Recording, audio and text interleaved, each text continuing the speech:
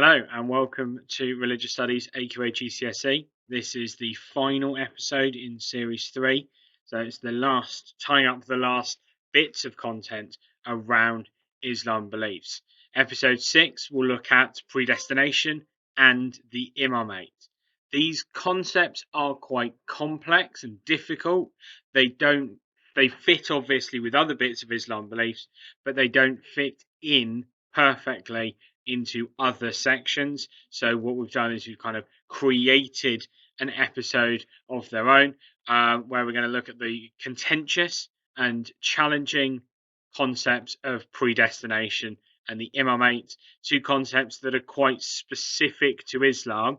And so we're not going to have the same level of kind of reflection and comparison with Christianity that maybe we had last week when we looked at the afterlife. Okay, so we start with the recall starter. You've got 7 questions about things that you've done before. What you want to do, pause the video for 5 minutes, answer the questions, and then we'll go through them and you'll be able to correct them in green pen. Okay, so here are the answers in green. What you want to do is you want to make sure that you're correcting any answers that you got wrong, that you're adding into any gaps that you missed out, and you are ticking those answers that you got right. Pause the video and do the green penning now. Okay, so on to the new content. We're going to start off and we're going to look at predestination.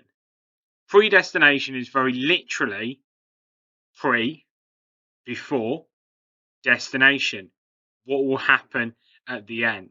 And it's about an Islamic belief that Allah has already determined everything that will happen in the universe.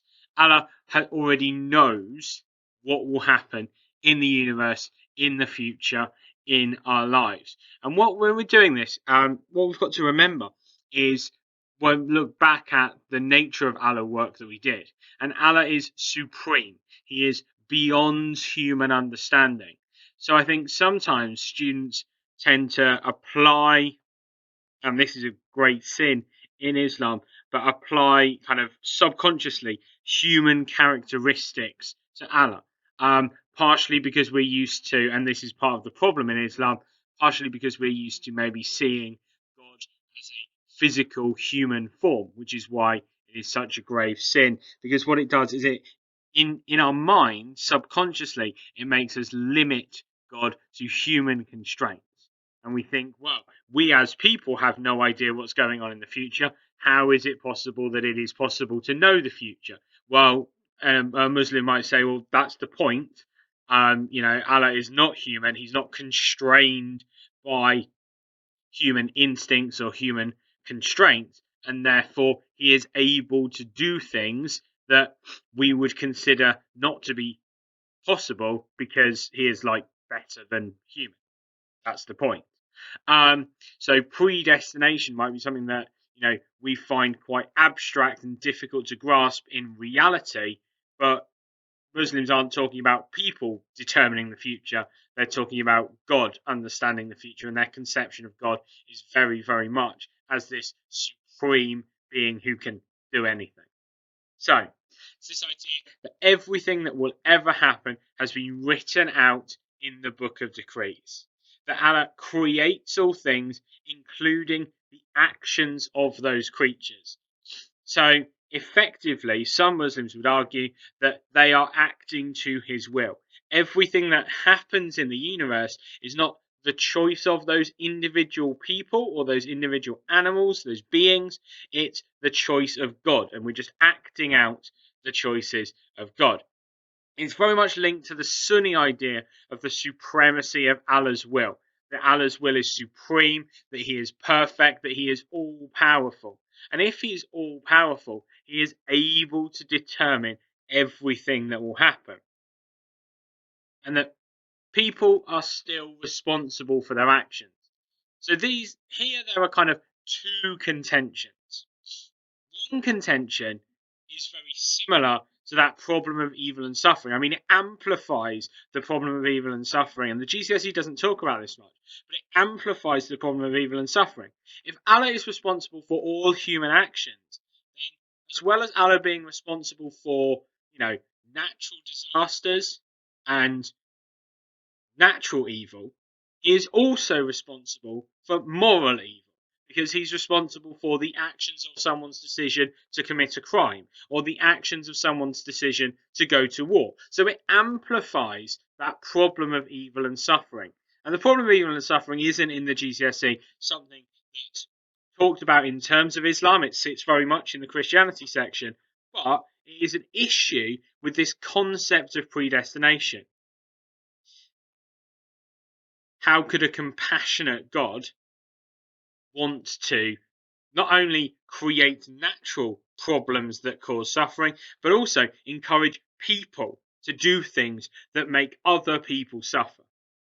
However, moreover, the bigger contention within Islam around the nature of predestination is that of free will.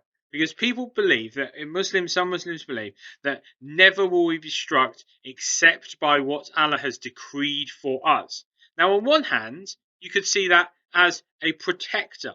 So he's protecting people by controlling what is happening around them, by helping them. However, for other Muslims and for other people, there is real issue with free will. Because if all we're doing is acting in a way that's not doing the things that we're choosing to do, but doing what's been predestined, what Allah has predestined for us to do, then that means we're not making genuine choices. I am not choosing to pick up my coffee and drink it. That's just what's written in the book for me to do. What I'm doing is I'm acting out a play. I'm following a script. I'm not doing improvisation. I'm not choosing what I'm going to be doing. No one from the audience is shouting out emotions. If anyone's ever been to an improv show, probably not. For me to act that I'm having to respond to, but everything is structured and I'm just engaging in like one massive play. And if all I'm doing is engaging in one massive play, then I'm not choosing to do any of it. It's just what the author has set down for me to do. So if all I'm doing is what the author has set down for me to do, and I don't have any free will, then some Muslims would argue, well, how can I possibly, at the end of my life, looking back to last week, be judged for my actions?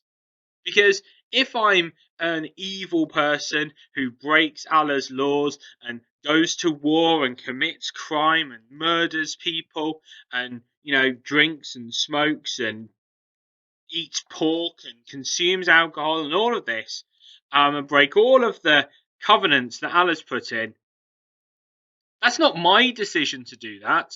That's what Allah's willed me to do. That's just my role in the play. Yeah? They would say, well, if you look at Harry Potter, Voldemort isn't intrinsically evil. He's only evil because that's what the author has given the character. There's nothing in his individual. The guy that plays him in the films isn't an evil person in the films. He's just playing a character, and you only see him as being evil because that's the character that J.K. Rowling puts onto him. In that same way, we can't judge him for the murder of thousands of wizards. We can't go, well, fine, so we're going to, sentence you for the murder of all these people, because, it didn't happen. It didn't exist. It wasn't real, and it wasn't his choice. Yeah? In the same way that we don't sentence, children under the age of 10 because they don't understand the difference between right and wrong, and they can't be held responsible for their actions.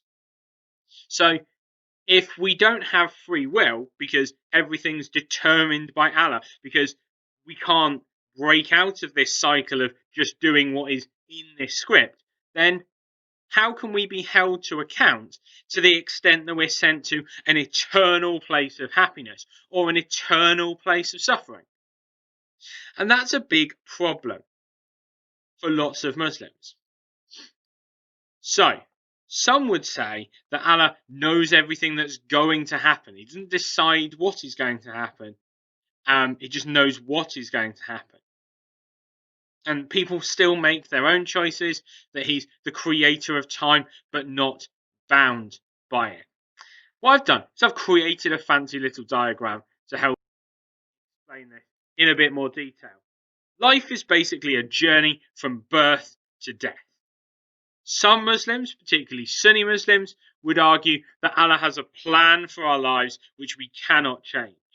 But like I've said, running through the middle there, the questions are, well, do we not have free will? If we can't change it, then how can we be judged for actions that weren't our choice? Like, how can I be sent to the fiery pits of hell to, burn for eternity and have my skin replaced by new skin so that I can feel pain over and over again if I haven't been the person that chose those actions that enabled me to do that, that took me to that place in the first place? Well, a Shia Muslim might say, well, Allah has ultimate control over the world, but individual lives are down to our own free will. That there's a plan, but that plan only exists because Allah knows what will happen. So in the same way that I know, I as a parent know my child, and I can guess pretty accurately what they're going to do in any given situation, apart from the fact that she's 3, so she's totally irrational, but that's beside the point. That's my own, cross to bear.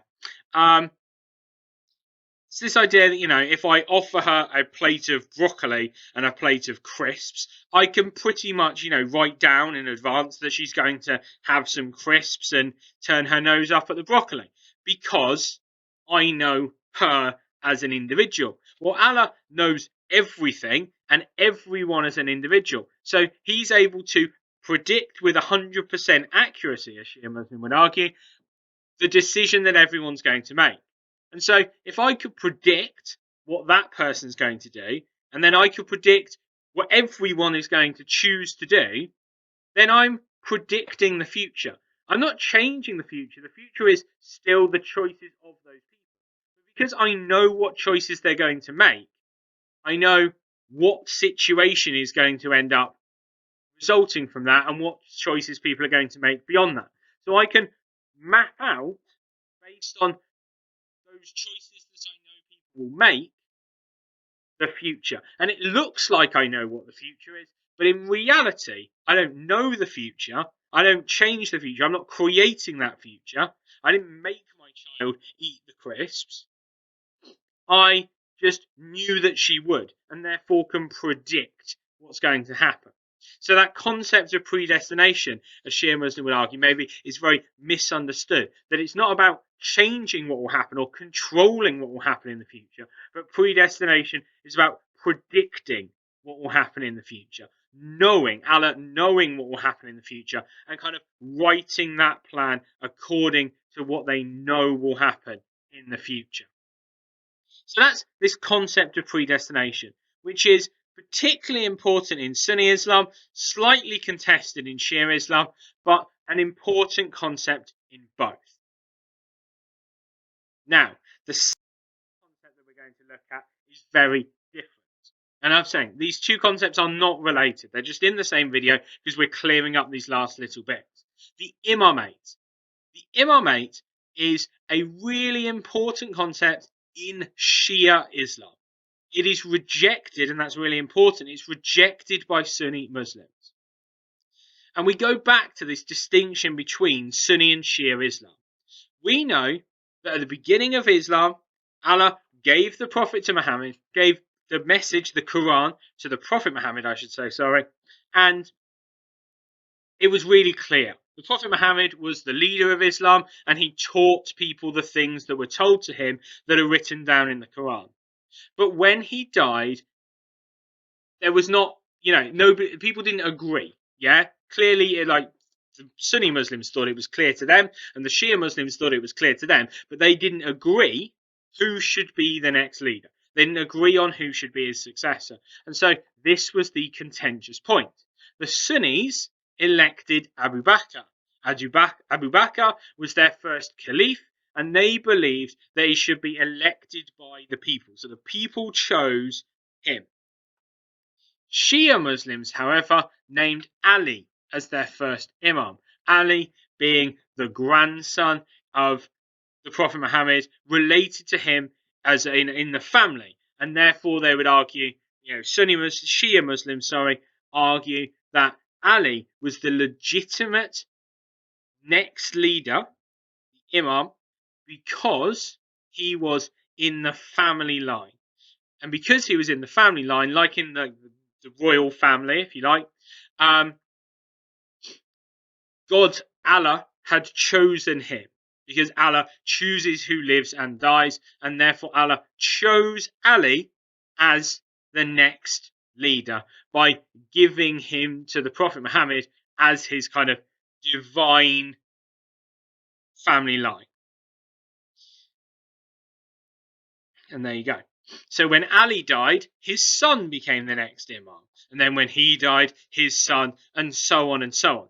Because it's that idea that Allah chooses to give somebody birth, and therefore by choosing to give birth, life to somebody, as the son of that first imam, he became the next imam. That was Allah's way of deciding who the next person was going to be. Now, it's important to note that Sunni Muslims rejected Ali as the imam. They said that the Muslim community had chosen Abu Bakr, and that was more important. Shia Muslims believed that it should be kept in this family line.